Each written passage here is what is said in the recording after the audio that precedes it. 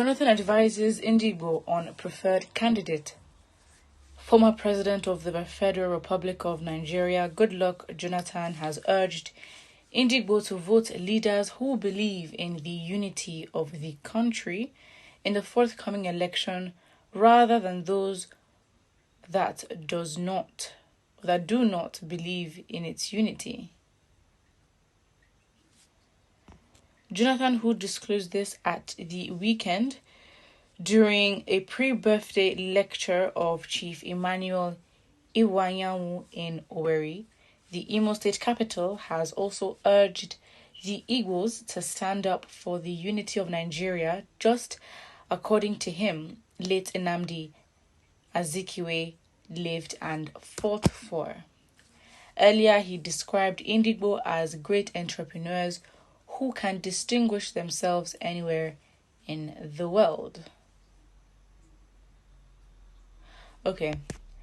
I don't think this really gives a lot of depth. It gives a lot of ambiguity. Like, what do you mean? You're very on the fence.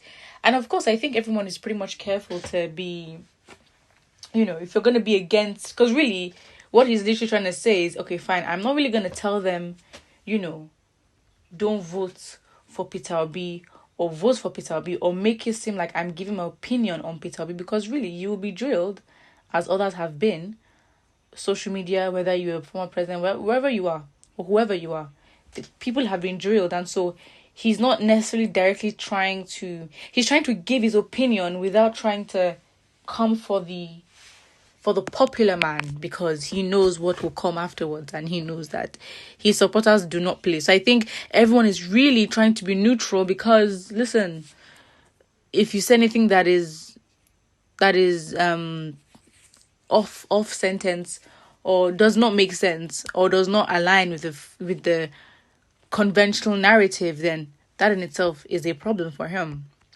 Well, look at the comments. To me, to vote Obi, I will vote Fulani. Okay. Is that all Jonathan can tell the Igbos after giving him all the support?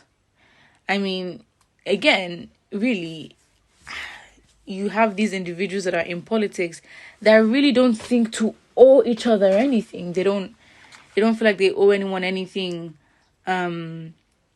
So you can't expect, these people literally defect, jump from party to party. So interests are never betrayed.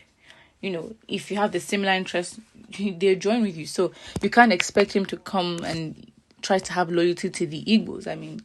Really, he's not clamoring for anything else. And what he's just said really hasn't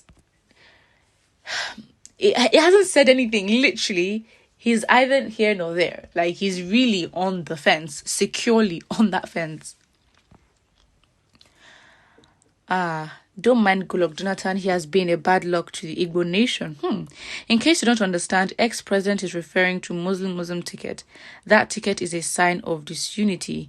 Next time, think deeply before blaming. Well, really, he wasn't direct with what he was saying. At the end of the day, when he says choose one that would, let's go back to his words. Leaders who believe in the unity of the country, it really can be taken anyway. But of course, with him, maybe he has his allegiance to whatever. And so what would happen is he can't blatantly say, this is who I'm supporting, or this is who you should support, and here's my reasoning. He can't do that. So what then happens? See, it doesn't. So yes, you can interpret it to be that way, and maybe really that is what his intention is. But if you talk about unity, and when you talk about what has been the conversation as regarding unity and our leaders and voting, of course, if you put the dots together, you can say to a very strong belief that he may be referring to the APC and the Muslim ticket. That is your headache. We know you people are saboteurs. Let him not advise Ndigbo. He can't cry more than the bereaved. Let him advise himself to support Obi for a united and progressive Nigeria. And if anything, please do it with your chest, because we've had even those, like, let's say, Deji Adeyanju and Reno Mokri, like, we see their true colors, and I think that's what Nigerians need. I don't think we have time for anybody to start saying anything else but the truth in that regard, because I'm just like, what is the point? What is the point? We the education, I don't think that makes sense, but we voted for you because you're well read, healthy, and capable. We will do the same.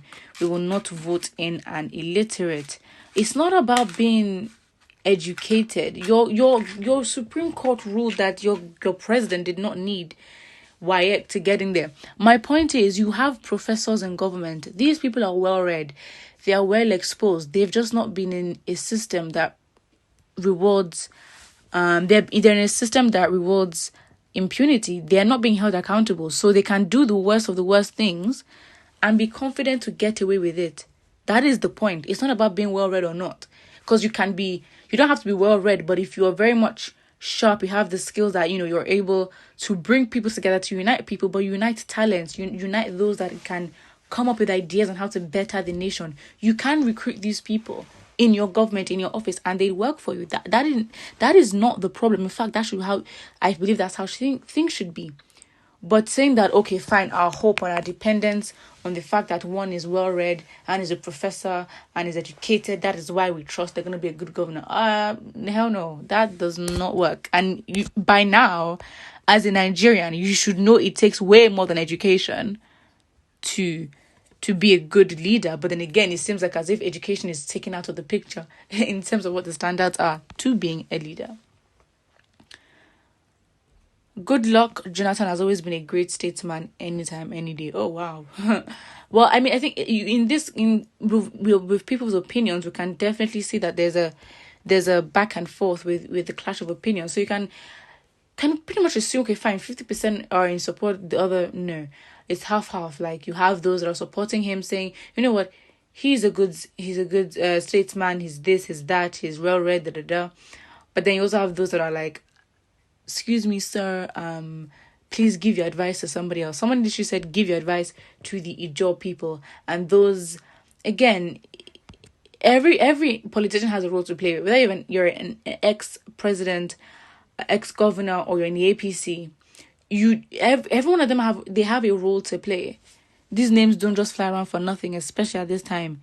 Whoever you endorse is very much a big telltale sign. So I'm sure he's very much careful with the statements he makes, because he doesn't want to insinuate directly that he's supporting Peter Obi, but doesn't also want to get on the court or public opinion where we're like, so who are you supporting?